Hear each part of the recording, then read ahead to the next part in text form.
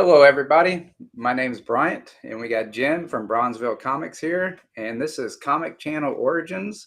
And today we're going to talk to Jim about his how he started his YouTube channel and all that. And Jim, I sent you a list of the questions, so you got a general idea, so you can be a little bit prepared for the hard-hitting questions I'm going to give you. Uh, Anything you want to add before we get started? No, I mean, just, I have a YouTube channel, Bronzeville Comics, and, all the social medias, Instagram, I do Whatnot, and eBay, because I do buy collections, sell comics. I'm more of a collector than a seller, but, the phrase using the hobby to fund itself. And I have a lot of comics in my basement that I need to get rid of. Yeah, we got somebody already saying hello.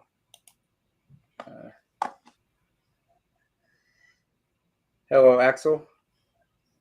How are you? I think it's more along the lines of having the hobby supplement itself.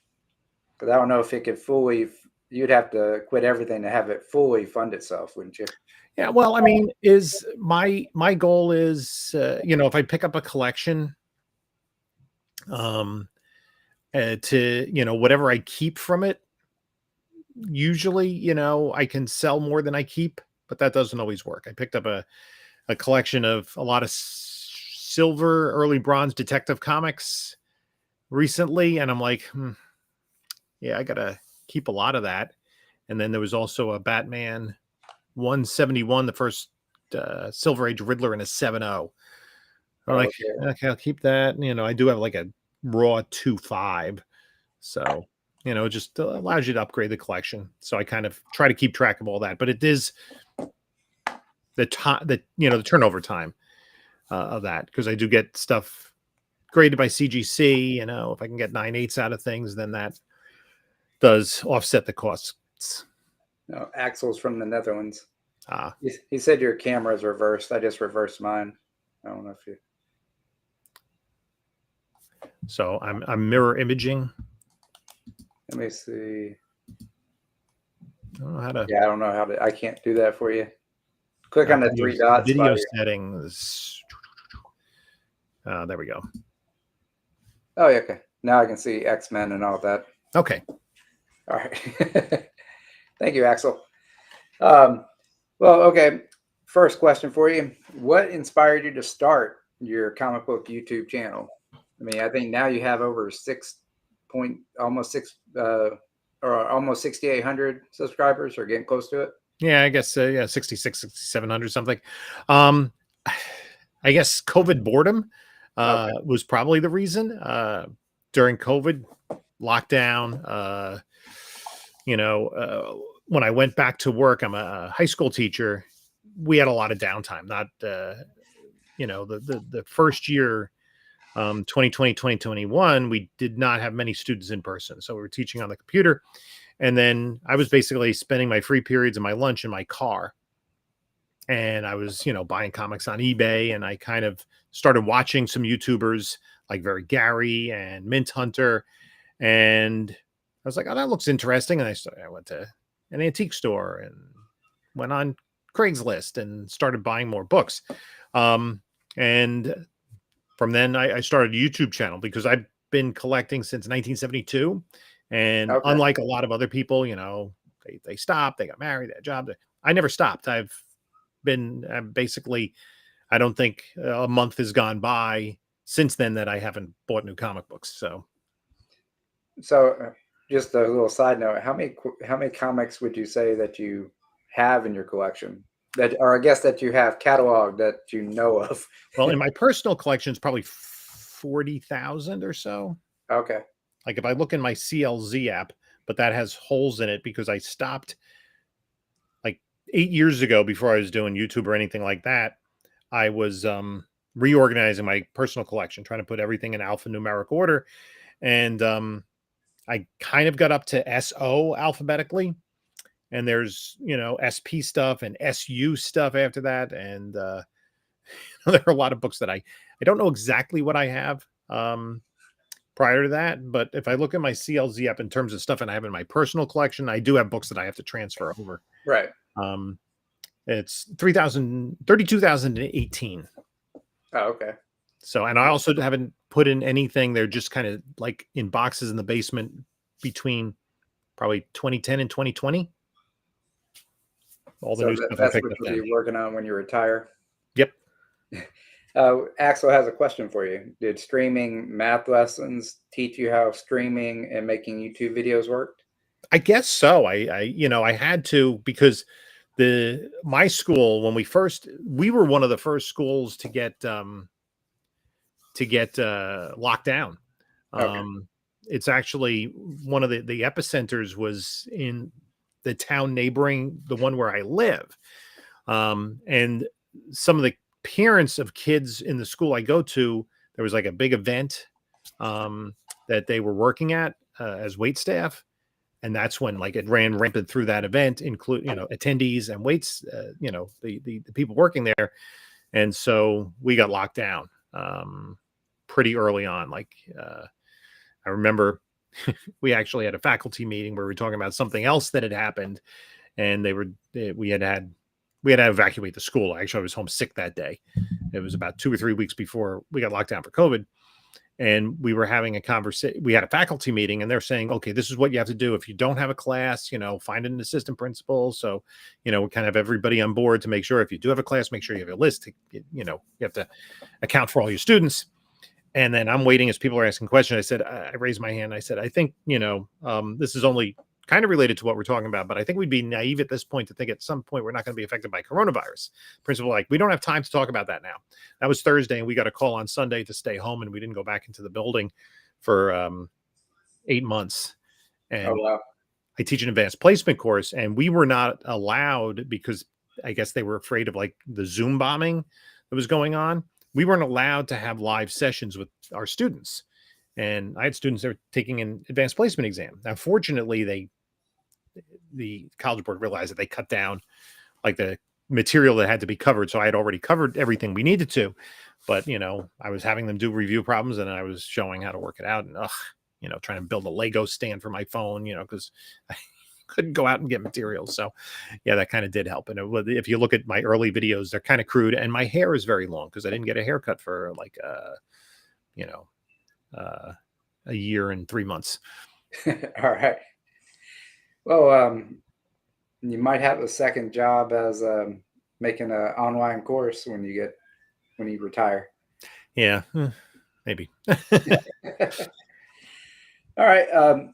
Now, is there a specific moment or video where you think your unboxing or where your YouTube channel might have taken off? Yes. I picked up a collection. Let's see. I started the YouTube channel, I think, in around May of 2021, and it would have been that October. I picked up a very big collection. It was basically 8 milk crates of comics that hadn't been touched for 40 years. And it Oh, had a wow. Hulk 181. It had a big run of Fantastic Four, starting, I think, with number 44. And it was complete. The Conan run was complete. Hulk run was complete. And it was a crazy collection. So that got a huge amount of views. And a friend of mine, 360 Comics, we're talking, he reached out to me on Instagram, and we talked, and we met up at a show, and we were kind of here. And then when we'd have conversations, be like, how many subs do you have now? And then all of a sudden I kind of went past him on that. He has a lot more subs than me on Instagram, but my YouTube, a lot of people jumped on that video, and that was one that went viral, I guess. Oh, okay.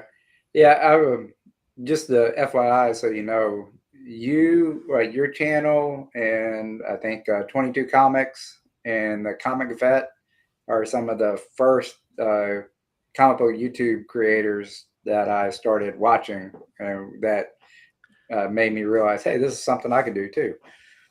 I mean, Yeah, y'all have significantly more subscribers than I do, but y'all put out a lot more videos than I do on a regular basis also. that takes a while. Yeah. I'm very impressed by how many you put out a week, like three? Do about 3 a week now. Yeah. Three, yeah. And they're not short videos either. No.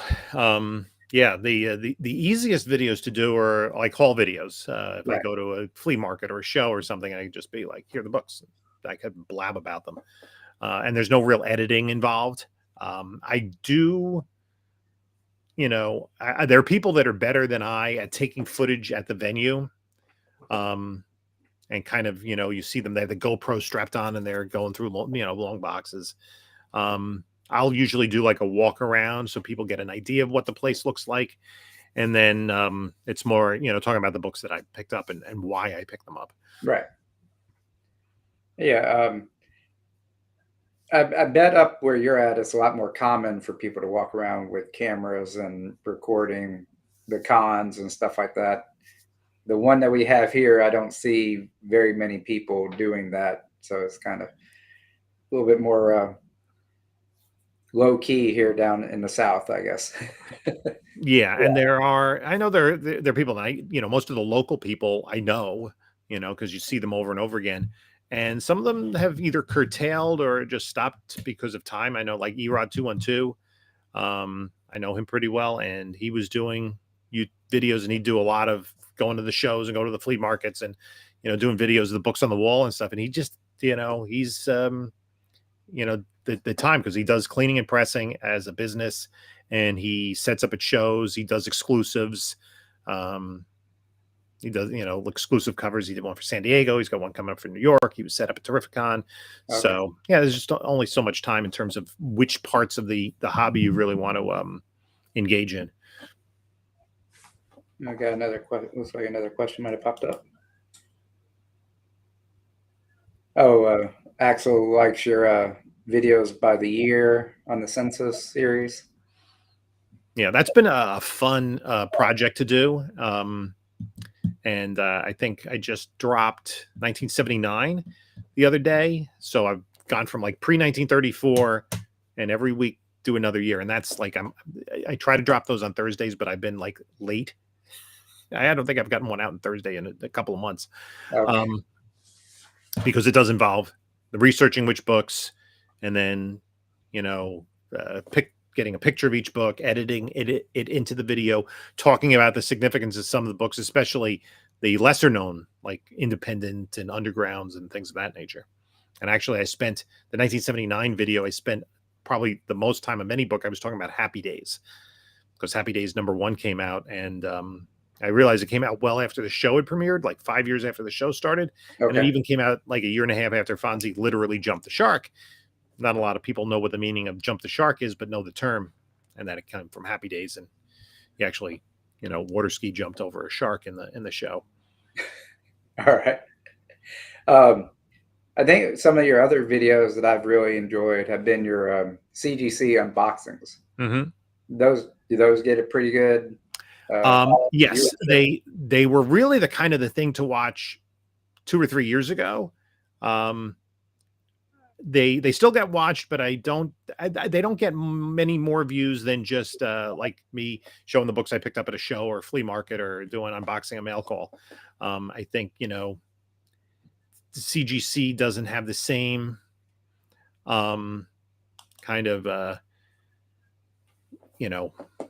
interest with all the problems they've had, and right.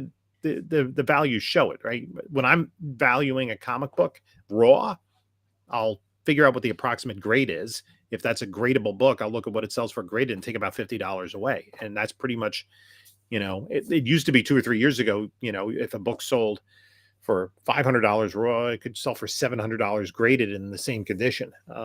Higher condition, it will sell for more. Like if you have a Silver Age key in 8.0 or better, yeah, you're going to get a significant bump in its value. But, if you have a Silver Age minor key that's a Silver Age book that's like $300, let's say mid-grade raw versus graded, is not going to make a huge difference. I do have, maybe coming this week, maybe Tuesday, I do have kind of a wrinkle on that. I'll have a PSA unboxing. Oh, okay. I sent 3 books into PSA, and the tracking number shows me they're sitting at the post office for me to pick up tomorrow. So I'm going to record the video tomorrow and drop it for Tuesday. Okay. I just sent in 6 books to see what happens, to kind of see. I am paying more than I do pay to CGC to get the PSA books graded. That's for sure. Okay. Yeah, I have not sent any books off for grading anywhere myself yet. I hope to do that sometime in the next year or so. Yeah, it's I do my own cleaning and pressing, so there's kind of a learning curve of that. And like I said, I went to Terrificon and I picked up, I think, 56 potential books that I think might be potential 9/8, right? Raw. Um, so obviously that's a lot of time to clean and press each of them and get them ready and see if they are actually possible 9/8. Hmm. But if I get half of them come back at 9/8, the value over what I paid for them and the grading costs helps me pay for the personal collection books that I picked up at that. Okay. Axel, for your question here, and you can just call me Bryant. You don't have to type out the channel name. Um, I back when I collected when I was younger, it was mostly Marvel stuff, mainly X-Men, and basically anything X related.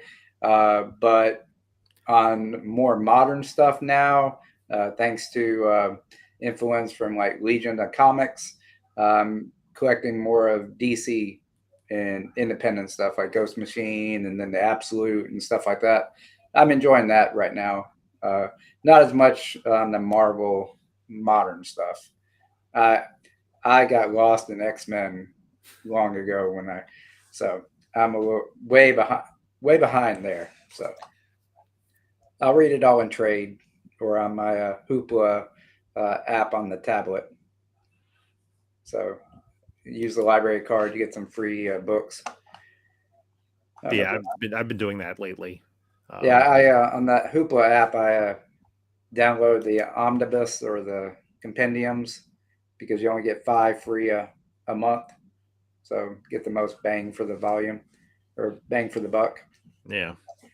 Um, so what would you say your niche is in the comic book community?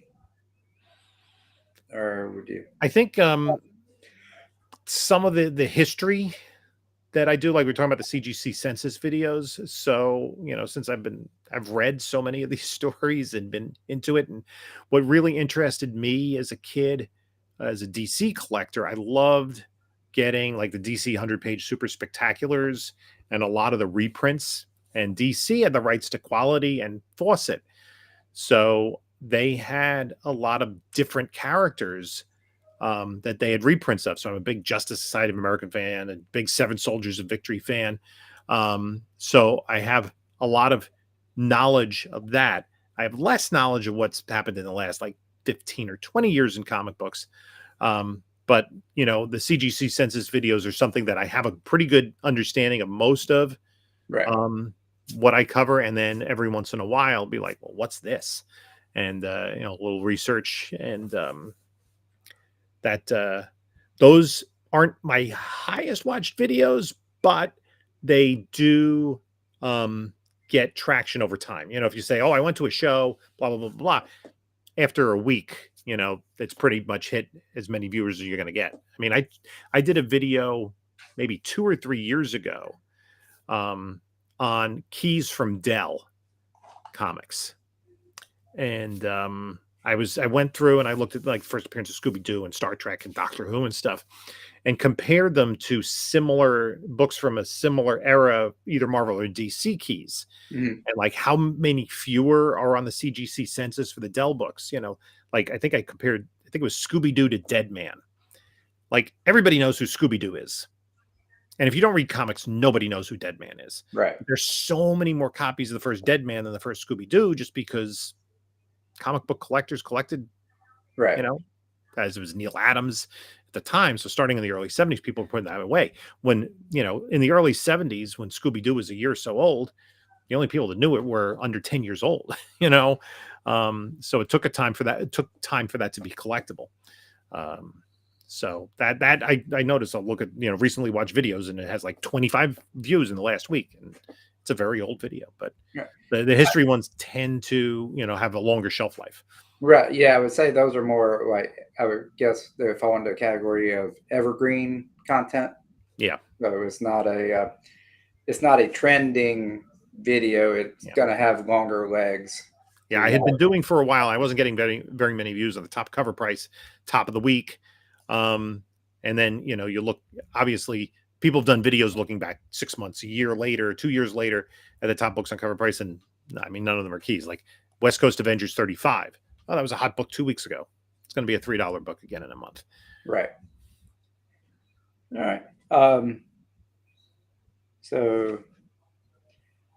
So basically, your education stuff is what you would also consider the best content or best performing content on your channel, or is there anything else that you would say is better? I think so. Sometimes the best videos. I think my most watched video, Manny. No, I did not. I didn't. I actually took my kids to the drive-in movies last night for a double feature, and it was over an hour away. So I got home at 1:45, and I was exhausted. And so I was like, okay, I'm just gonna. And my older one, I had to go with friends. I had to drop them off somewhere, and then I slept in a little bit, and then was trying to get stuff ready for tomorrow's Whatnot show because I just had a Silver Surfer collection I picked up. So I have 1 through 18 of the volume 1 and a good chunk of volume 3. At any rate, you were asking, the best performing. I think it's my best performing video was, one where the thumbnail is my head in my hand, and I like it. I think the title is "I Did Everything Wrong," and it was about how I picked up a book on eBay, and with the purpose of, pressing it, getting it graded to bump the value. It was a Fantastic 452, first Black Panther, and then when I got it in hand, I noticed that it had been likely trimmed. It had a very bad spine roll, but then when you turned it in reverse, the back cover was flush with, there was no pages being flayed out. And the, so I'm like, and I waited too long to get a refund. So it was funny. I submitted it. I said, okay, it's going to be, definitely coming back as trimmed. And then I got it back with a purple label, which didn't surprise me, but it surprised me. Said it was Color Touch. And it also had a pop staple. So it was like, I think, unfortunately, the algorithm on YouTube rewards those tales of woe. And this was one of them. So that got a bunch of views. Yeah. My best performing video was one where I got scammed on Avengers 4 from. I ended up not losing my money. I got my money back, but I released the video before the last CGC scam that happened when there was swapping those out. But once all that started happening, everybody started talking about it because my title said something about CGC and a scam for a book. It just blew up. It ended up getting like 10,000 views. I was very surprised. Yeah. And sometimes it's capitalize on it. Sometimes it's videos I put a lot of work into and a lot of research, and I'm like, oh, this is a really great video, and nobody watches it. Like I did a video on the history of Superman right before the movie came out, and I don't even know if it's hit 1,000 views yet. Well, it really, I was like, this is,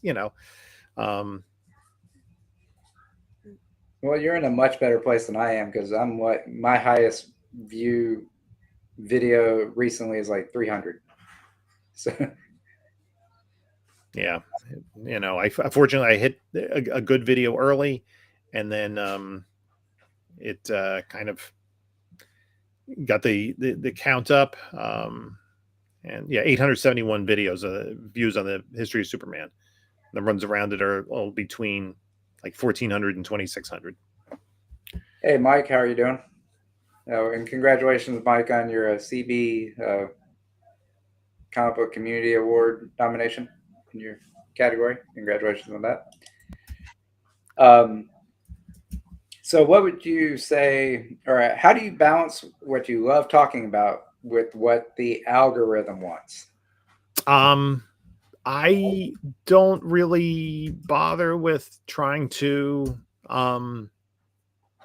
worry about that. I just, decide this is what I want to do. This is stuff that I would like to see. And that's what makes it interesting for me. So Just make what you want, and what happens happens. Yeah. And All right. you know, Good words to live by. Um, so, is there any mistake that you made early on that you wish someone had warned you about? And you yes. can't hold on a second. You cannot use the one that's been used before. Don't do it. Oh, not the one with the oh, no, not that. No. I said that I had that big collection that I got with the books in a milk crate, and I made the mistake of saying how much I paid for it. Oh, okay. And I got eviscerated in the comments. Some woman was praying for my soul. I looked up, some of these books are worth over $100,000. They're not 9.8s. Sure, at the time, an Incredible Hulk 181 in a 9.8 or a FF 49 in a 9.8 might have been like a really pricey book, but that's not what it was. Right. So I know people like, "Please, how did you spend?" It's like, yeah, that you know not always of benefit. If it's a public sale like on eBay or something, that's one thing. But for the person I bought it from, for my sake, just I picked it up and this is what I got. So that was kind of something. I actually edited the video within YouTube to take that out. So Oh, okay. yeah, the but that was like taking off. That was getting a massive amount of views right away. And I just, said, okay, let me pump the brakes on that one. And yeah, no, I mean, I enjoy doing it. It's kind of funny. I went to Terrificon, and actually on Saturday night after the show, went out with some folks, had dinner, went up to my room, was relaxed for a while. I went down onto the casino floor, and I bumped into two people who were like, and we had like, 15, 20-minute conversations about comic books because they recognized me from YouTube. That does not happen in the real world. I think it happened once when I went to see a movie. We were waiting to get into the theater. We were in the lobby, and a guy like, "You're on YouTube, right?" Got a couple more comments here. Michael. Yeah, the problem with milk crates is they're shorter than the comic books. Oh, yeah. And it was like 8 of them, so you can't stack them on top of each other. So they all had to lay flat in my car, and one of them was in the front seat, maybe one on the front seat floor. Yeah. To get them all to fit. And then I get these collections sometimes. I don't know why it is. You get a collection where everything's in long boxes and none of them have lids. Like, what did you do with the lids, guys? Yeah. I got a few boxes around here with no lids.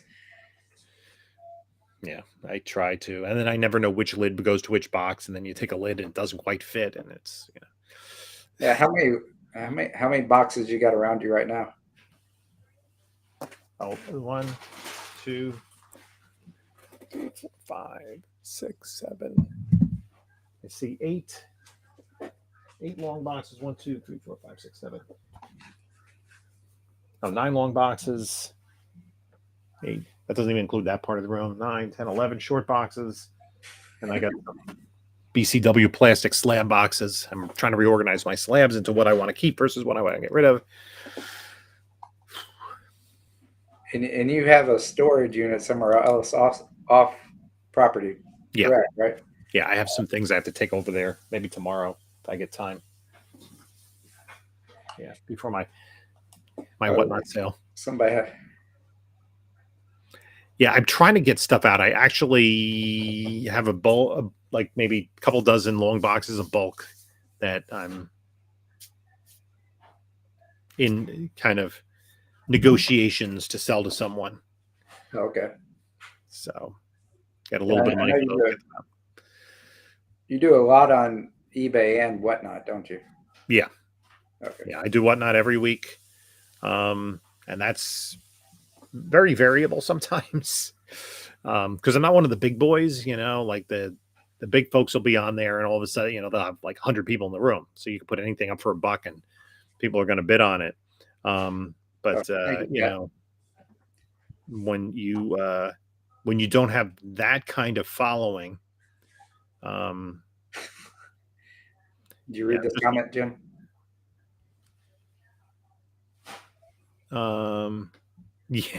Yeah. My buddy owns an LCS. I was over there a couple weeks ago. He goes, I got some extra empty long boxes if you want. I said, yeah, I can take them. So I brought them home. I bring them in the house, and then my kid builds like a fort with them. And I'm like, oh God, I don't need all these in the house. Load them all in the car, back in the car, and bring them to storage. Yeah, I don't quite have that many. And my wife started selling, or she did 2 shows for me on Whatnot this week. So she's helping to move some books for me, especially the lower dollar ones. Yeah. Dollar start ones. So got over 1,000 items sold this past week. So I hit that milestone. So that's a handy one to hit. Yeah, the other videos that tend to do well are when I go to a big show like Terrificon, New York. Especially I can drop some footage because people who didn't get a chance to see that, oh, what was it like? What did you get? So those tend to do pretty well. Yeah. I don't know if you know who the comic vet is, or Chris, the comic vet. No. He's out of Canada. He was like my second guest on the show, but he said some of his best footage is when he does the con walkabouts. Mm-hmm. I guess he went to the Heroes Con and did 3 days of, or the walkthrough for each day, and he released those in Right. each day. And so he said those did pretty good for him. Yeah, I like get distracted because I'm like, oh, I can look through this box for comics, and then I talking to people, and then I should have videoed more. And like I said, people have the GoPro on and stuff, but I don't know. It's hard to video, and you're trying to flip through, and I want to take a look at this book.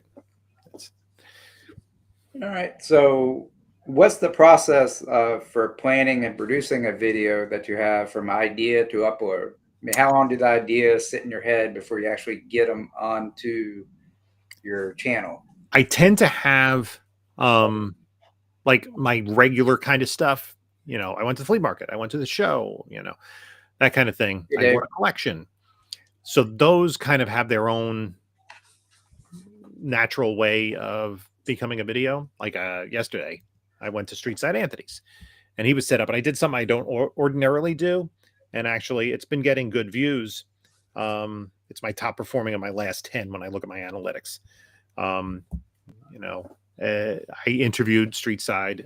JC from Lone Wolf Comics set up there. I interviewed him, just talking about stuff. And then I showed the books that I got. And that was reasonably easy to record and edit. Right. The CGC census videos, that's going to keep me. I just did 1979, so I have another 46 years to go, 47 years to go. So that'll keep me busy for almost another year. Then I'll have to come up with some other maybe series. But every once in a while I get an idea, and then it's just a matter of the research to get it from the idea to being able to record the video. Okay. I was thinking about like Golden Age publishers, because I picked up a book yesterday from Nidor, an Al Schomburg cover. And, where did they rank amongst the most collectible? Because it's a book. I got it in a graded 3.5. There are only 10 blue label copies in the census of this book. And it's a Schomburg cover. So it is something that obviously folks collect. Where did the different publishers fall into rank in the Golden Age? Obviously of DC and Timely, Fawcett Quality. Then you have, others that had stable magazines, and then, some that had funny animals and that kind of stuff. So, again, who knows what, but the series seem to do well because people, they'll watch one, they'll be interested in that, and then they'll come back for another one. So. All right. Rufus had a question for you, Jim. Must be hard managing your schedule between Whatnot, eBay, cons, and your day job. Any suggestion for time management other than retiring? Well, that's the option that I'm pursuing. October 3rd. Yeah, it's, and then there's family time too, like right now we're waiting, have to wait for dinner. Um, as I said to you, I was over at my dad's house earlier today. We're out last night. So it's, yeah. And it's also a matter of managing sleep. So, Yeah, like Monday nights when you do your whatnot shows, what time do you normally um, call it quits? Because like you're an hour ahead of me, mhm. and I've seen you on still at 12 o'clock my time, so which would be 1 o'clock your time, and you got to teach the next day. Yeah. Well, during the summer, I've been going longer because, I don't have to work in the morning. It's probably about 2.5 hours I'm usually on. The thing that throws me off is sometimes, you'll get raided by somebody and they'll bring a whole bunch of people in the room and they start asking for this and that, and you're trying to find it in the pre-bidding and things. So, yeah, I'm trying to set my whatnot shows up so that, when school comes back into session, I'd be like, okay, this is only going to have this many books available. We'll run through those and then we'll move on. But, I had a show 2 weeks ago where I sold 225 comics, which is really good to get them out of the house. I had a run of Simpsons that I got in a collection. Yeah, It was easy to sell them because I already had the full run in my personal collection. So I didn't have to think about, keeping any of them. I sold almost all of those and then a whole bunch of other stuff. And, then I have to pack it up. That's another thing that digs into your time.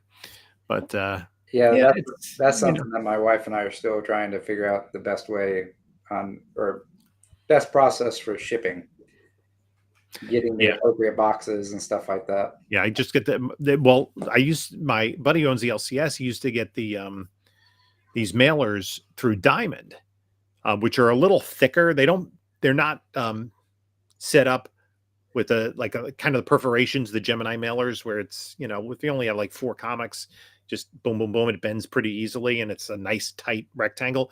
This, they're a little kind of rounder when you put them together, but they're a little bit bigger and bulkier. So I thought they protected well, but they were from Diamond, so they're not around anymore. So now I have to find someplace else to get the boxes.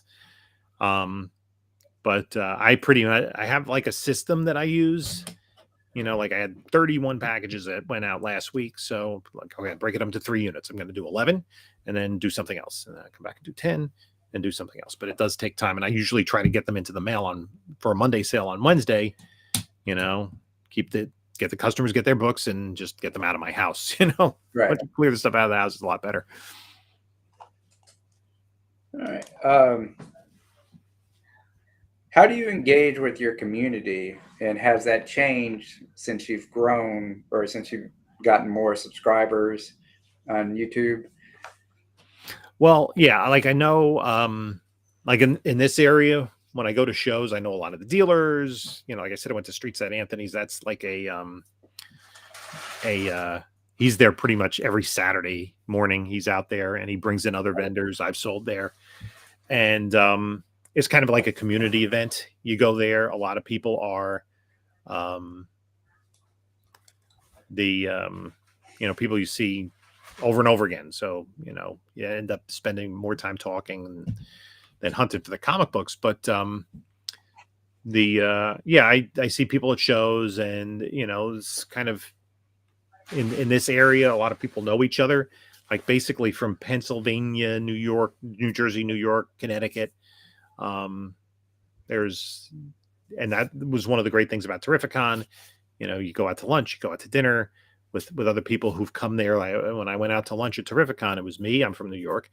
2 guys, buddies of mine from Pennsylvania. There was another guy there from Argentina and 2 people from Massachusetts. So it was, and as you get bigger in YouTube, people will recognize you, and then they'll say, "Oh, I saw this in your video," and talk about specific things. So, Okay. Have you ever thought about going to Heroes Con? I'll probably do it next year. Okay. I've heard really good things about that. Yeah, that's my goal to make it to that one also next year. Yeah, it's in Charlotte, North Carolina. So I think it's a Father's Day weekend. That sounds about right. Yeah. So do you get a lot of engagement on Instagram about your channel, or is that just kind of on the side? You just Some. I really didn't when I first started the YouTube channel, I was doing a lot of promotion on Instagram as well. I don't post that often on Instagram. I mean, I post like my whatnot show I got coming up tonight or something like that, but I'm not active on there. Like when I was first on, you're followed by this people, you follow people back, and then you get like, if you don't vet the people that you follow on Instagram, you get all these, messages coming in, right. Guess you got a neighbor on here. yeah, Latvian wives or something like that. Um, is Michael one of your neighbors? that's close enough. Yeah, I have no idea about the geography or the layout of New York. Yeah, it's a bridge away. Okay. Like Queens, they had the Elite Comics had the sale at St. John's University, which is in Queens. It's like 20 minutes from my house. It took me 20 minutes to get there, that was a really good show. Oh, the Elite Comics 11? Yep.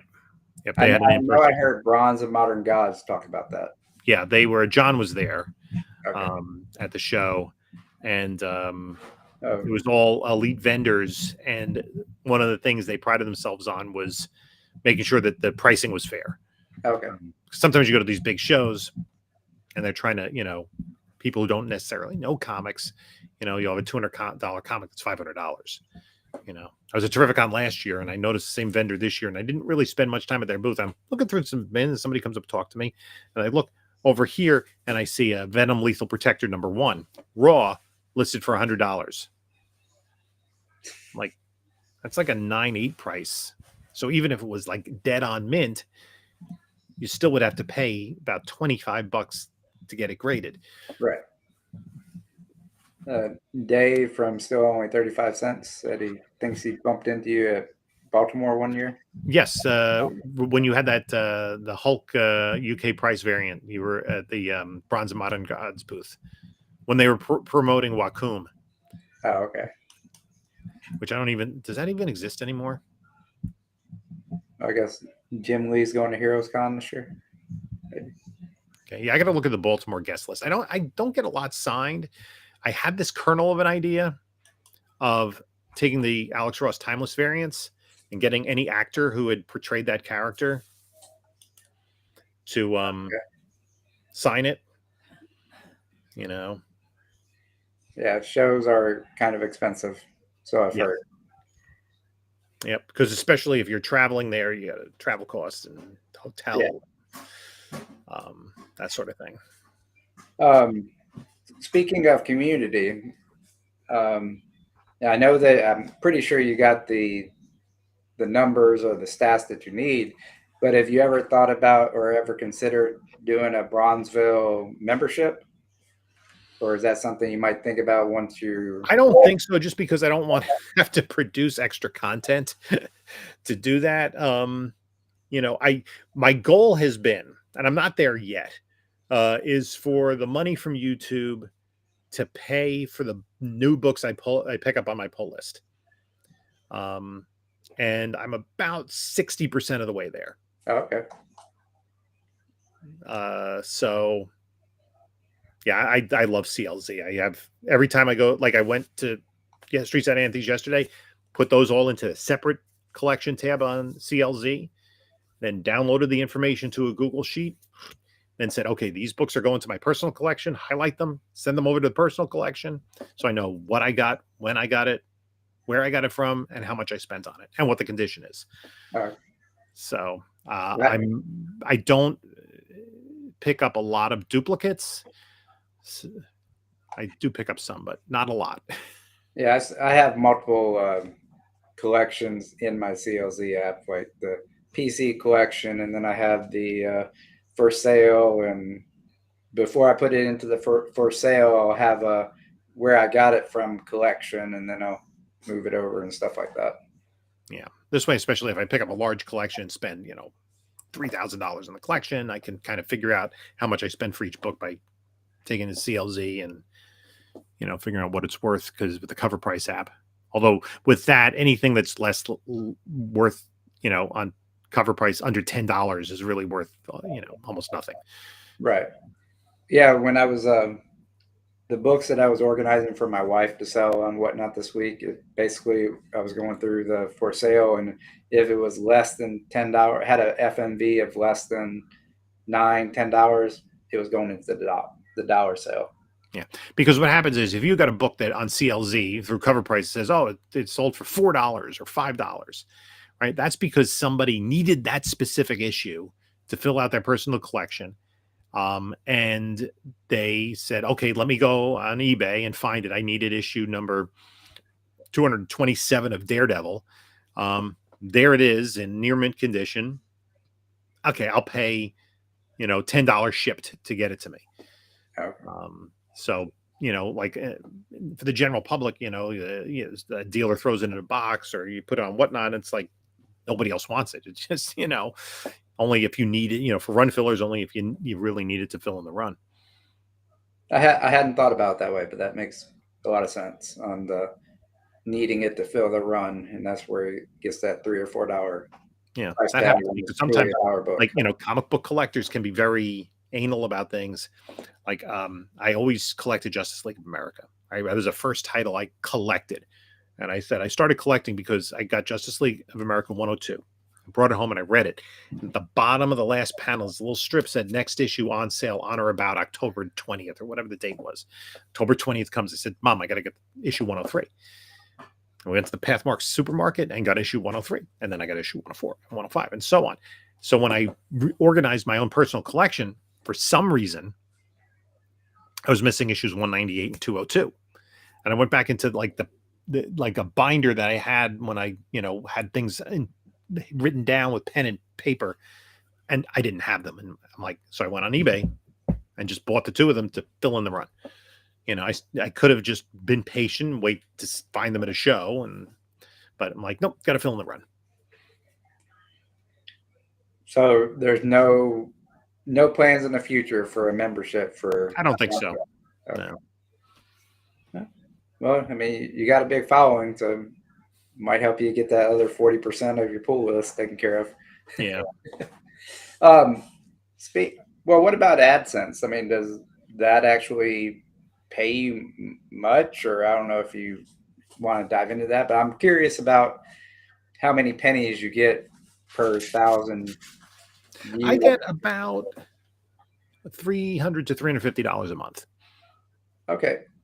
Are all your videos, I don't know if you know this, are they all listed under entertainment, or are some of them under education when you're talking about history or things? No, I think all entertainment. Okay. The same thing. All right. So are there any tools, gear, apps that have made a big difference in your growth, or that you use to, like, what type of program do you use to edit your videos? I edit on iMovie, Okay. Which I've always used iMovie, even previous incarnations, because even before I did the comic book channel, I'm big into sports, specifically the Olympics. And so I actually have a different channel that has, let me just check here, over 15,000 subscribers, in which I put up, of course, I don't own the content, but I put up videos of like stuff that I've recorded. So like I have a couple of videos on there of like relays from the 1988 Olympics that have over 1 million views. Okay. But I can't monetize that because it's not my content. But I would always do that. Like, I take my old VHS tapes, put them in, edit out commercials, create highlight clips and that sort of thing. So, I already kind of had that skill set when I started doing the YouTube.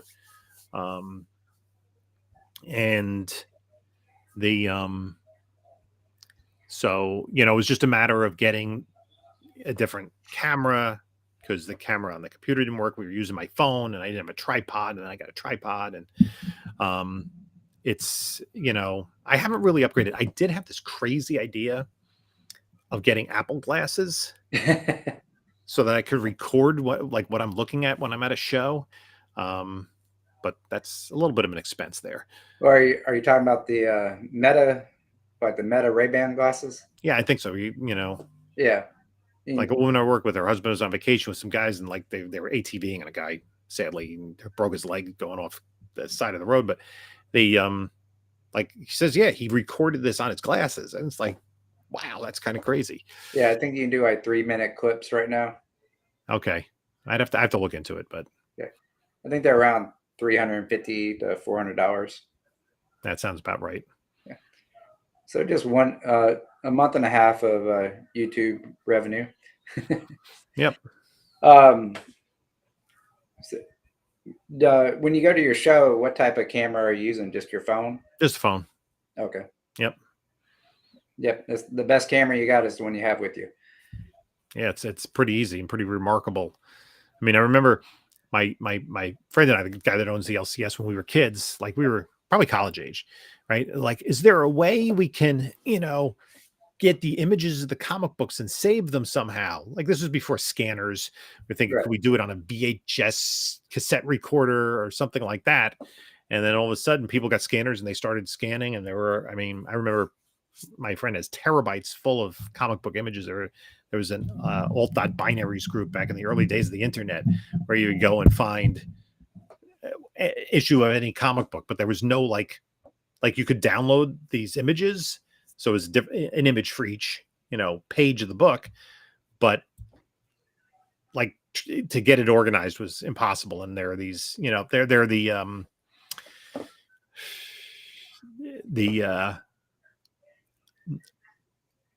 not exactly copyright friendly websites, right, that have like some not safe for work pop-up ads. Yeah. That you can find, like scans of most comic books available. Okay. And hope you don't get a virus on your computer. Right. Yeah. Back in the days when people use LimeWire and stuff like that. Yeah. Or you respond to one of those ads and you could get a virus of a completely different type. Speaking of tools, do you have you used ChatGPT or anything like that in your process? A little bit, not too much. One of the things I did a video that drives me crazy is when people use that for their eBay listings. This is an American comic book, and it's always the same kind of verbiage that would appeal to anyone with a knowledge in comic books. Or, jeez, just say my eBay listings just say it's what it is. Right. It's Fantastic Four number 72 and a CGC 8.5. Period. I use it some to help me with my titles and my descriptions, because I wouldn't classify myself as a copywriter or like a writer. So I'll make my video, I'll download the transcript and throw that into ChatGPT and say, give me some catchy titles and a good description and hashtags and meta tags, and go from there.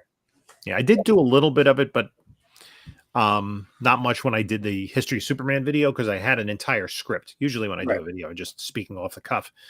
And I went to get more information, but their information was sketchy. It wasn't as specific as, we need for, they were missing pieces of the story of Superman's history. On your thumbnails, do you come up with those thumbnail ideas before you make the video, or is it? It's usually afterwards, and I just started using a online PixArt, and they're a little bit easier. I was using, what was it, Keynote on the on my Mac, which wasn't really that great. That's like the Apple version of PowerPoint. Yeah. I guess it does have better uses. You can do a little bit of PowerPoint, but yeah, it wasn't really it didn't do what I needed it to. So this has a minor subscription I have to pay. And then you can upgrade. There's if you upgrade, you can get AI to help with your images. But, I'm not really trying to do all that kind of stuff where, it says add sunglasses or change the hair color to blonde or that sort of thing. I try to, my content is kind of more straightforward. You know, Barbarian says he uses the same app. yeah. Well, maybe I don't pay for it. I don't know. Do you make any? Do you do very many shorts or anything like that? Or I was doing a series of shorts. I have to continue it, which I liked doing because everybody back, 3 or 4 years ago was doing what are the hot books, what are keys, things you can speculate on for the upcoming Armor Wars movie or Ironheart, um, things that may at some point be released. But that's that kind of content is kind of dried up. So I wanted to be more like, again, the history and the idea that I do read the comic books. So I had gotten a big Marvel Silver Age collection that had a lot of Fantastic Four, Tales of Suspense, Journey into Mystery, and Strange Tales. It was missing some of the bigger keys, but at like FF 12 through 67. And it was missing the Silver Surfer trilogy and the first Black Panther. And Strange Tales 101 all the way up, was missing the first Doctor Strange, but I had the second. And the so what I was doing is I was reading those books and then doing a short on those. And what's kind of fun about it is it,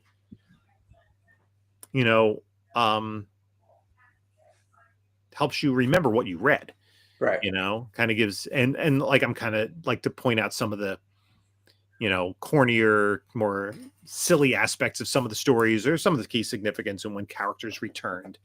Or it was one of the things I found that because I was reading all these kind of in publishing order chronologically, and there was a story. It was a backup in one of the anthologies. It might have been Journey into Mystery. It was about like an ancient Egyptian pharaoh who wanted to live forever or something. It was just one of those, Stan Lee did the story and maybe Larry Lieber did the art or Paul Weinman or somebody. It was just one of those backups, right? Because Journey into Mystery early on, you had a Thor story, it was like 12 pages, and then you had two like 6-page backups.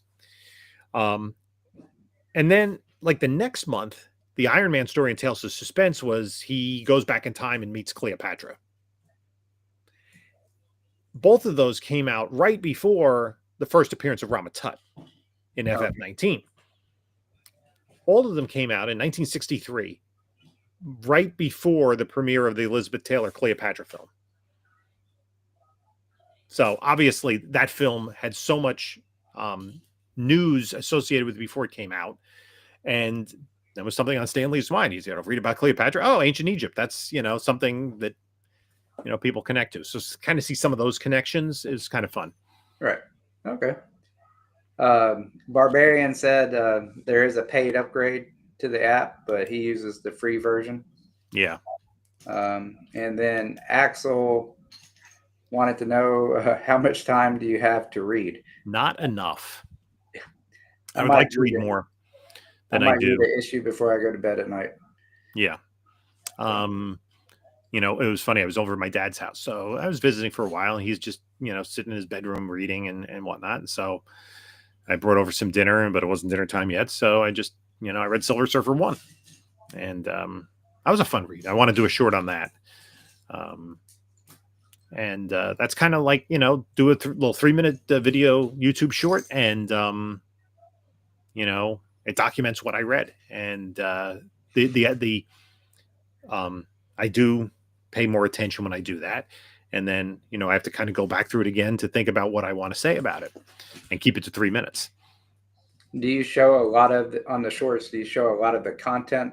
I kind of flip through the book as best I can. That's going to be a little bit difficult because like it has a big spine split because it's a Silver Surfer 1, right? Those square bounds are the 4 was in really nice condition that I got. So, when I read it, I'm just holding the spine and, like that. That might be a good use of those Facebook glasses or Meta glasses. Right. So you just sit there and read it. Yeah. I'd have to see it. But that's like the YouTube shorts are, that iPhone orientation, not the widescreen 16 by. You can always handle it in editing and with AI. Yeah. Which volume? Volume 1. Okay. Yeah, the first Shalabal. So any other tools or anything, or we pretty much covered everything you? Yeah, I think so. Okay. All right. So last question. What advice would you give to someone wanting to start a comic book YouTube channel today? Be patient. Don't expect to to be an instant success overnight. Unfortunately, I think that's something, with the whole social media, right? Like even my 12-year-old, she'll be sitting in a room talking like she's making a YouTube video about makeup or something. And this idea of like being noticed, being an influencer. I just like to talk about stuff I like to talk about. It would be kind of the same thing, and for some reason people listen to me. And Yeah, just do what you're interested in. You know, if you're yourself and you have something interesting to say, then people tune in. And this summer haven't been following the strict schedule I've had in the past. I do try to get those census videos out every week. If I don't get something done, I don't get it done. Okay, I don't have a video for Tuesday. That's okay. I'll have one for Sunday. I'll have one for Thursday, whatever it is. Do you going back to the tools and the apps, do you use StreamYard or anything like that? I Or use StreamYard. That's what I use for. I was using it, and I kind of for the CGC census videos. That was a real process to figure out the most efficient way. I was taking the images and pasting them into the video using iMovie, and then I was using StreamYard, and I was sharing a screen, and now I just go into iMovie and do a split screen. Just split screen, and then I have the image, and I just drop them all in, and then I lengthen the amount of time they're on the screen. And that I think the most efficient way to do it, but it took a while to get to there. oh, okay, you might know more about this comment from Axel than. Yeah, I just finished the 70s and the CGC census videos, and one of the things is you notice in 1970 comics were 15 cents, and in 1979 they were 40 cents.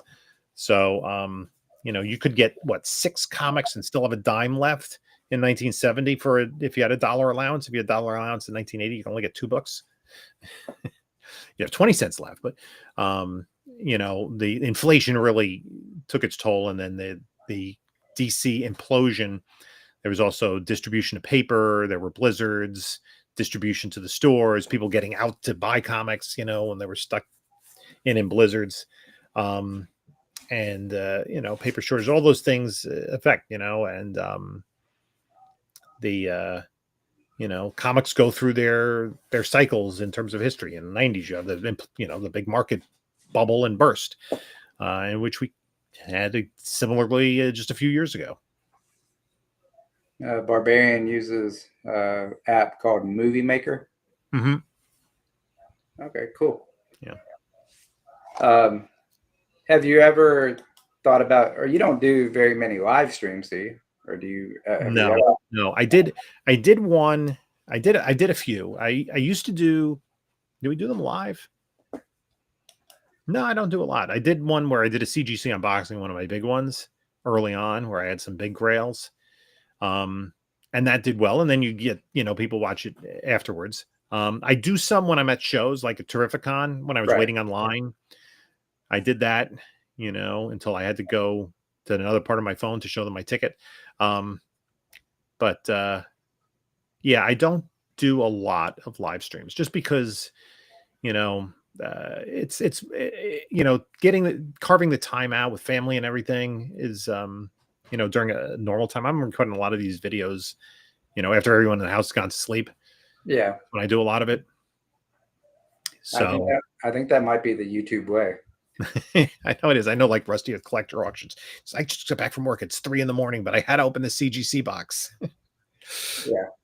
And you have a stack of mail waiting also at times until you have. I can do a video of that. Yeah. I haven't gotten much of the mail, but I have over there. Like right below, see the Batman box right there? Yeah. Yeah. So I have all my Batmans, and right below that, I got a bunch of boxes that I have to open up. And there's Okay. some to the side there behind those random empty long boxes. Yeah. Is I that do have your some things organized. Like is that all your the new whatnot show books you're setting up, are or in that top thing. I have to take those to storage because I still have to organize my last 3 weeks of new pickups. how big is your pull list now? I get over 20 books a week. That's how crazy I am. Like I basically have almost every DC book from I would say the mid 80s forward. I put, if it's DC, throw it in my box. And that's why, like, I got a Batman Adventures 12 and a 9/8 because it was Batman, right? So I collected it. I got the whole run and I read it once and put it away. How hard is it to find a comic in your collection? Yeah. Sometimes it's hard to find a comic that I knew where it was last week. Like I said, the Batman behind there, I have one, and I think below it, maybe off to the side, 150 to 400. I have all my Batman. So when I get a potential upgrade of a Batman book, I can just swap that out pretty easily. And I collect all DC 1972. Those are in the top shelf off to the side. So those are all organized. And then I have over there all my May 1946 books. That's my like little niche of my golden age collection. I like to pick up books from cover date May 1946, which is a fun hunt. So yeah, I mean, I don't have very many books, but it's hard for me to find mine. So I got a filing cabinet that I keep like my PC in. It's like the legal size filing cabinet. So yeah, even my like I did my CGC census video for 79. These are all books from 79. okay. And just trying to find those was a little bit of a where are all the X-Men books? you know. Oh, I thought that was your whatnot setup for tomorrow night. No. Those are actually the Micronauts is for sale. It's only a 9.6. That came in a collection recently. But yeah, no, I'm trying to get like the X-Men 94 to 143 in high grade. So I got the first Alpha Flight Note 9.6 and 125 in a 9.6. So I keep myself. I only do those. I get them in collections. I don't go buying those specifically. Yeah, I would love to at another time talk to you about the whole hunting and collecting and your process on or your experiences with whatnot and stuff like that in the future. But that could be a whole nother hour, if not longer. Yeah.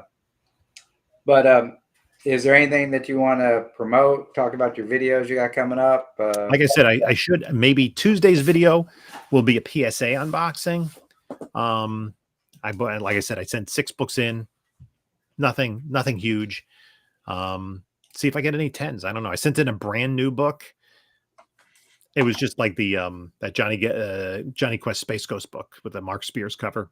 Okay. Just sent that in. Didn't even need to press it.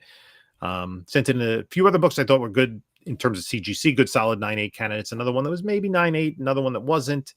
And then I had a Spider-Woman one that I thought was like a 9.2 maybe. So just kind of to discuss the process and the pros and cons. I'm a little leery. I don't like the label. I'll see when I have it in hand if I feel differently. And then I've been doing, like I said, those CGC census videos. We're into the 80s.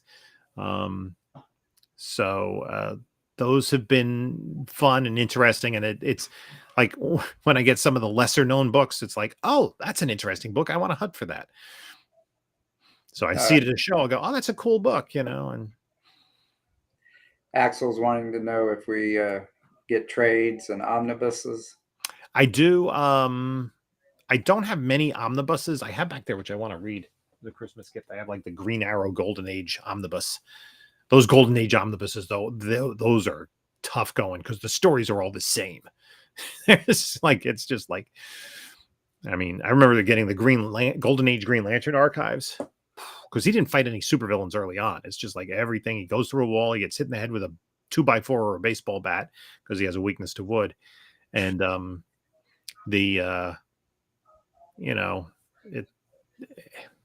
mean, some of the early Superman and Batman stuff, there's a reason that they were popular because that stuff is very readable still. But you know, I had a collection of Simon and Kirby Newsboy Legion books that I'm going through, and you know, got through one story, and it's like, because the other thing too is older books are really wordy.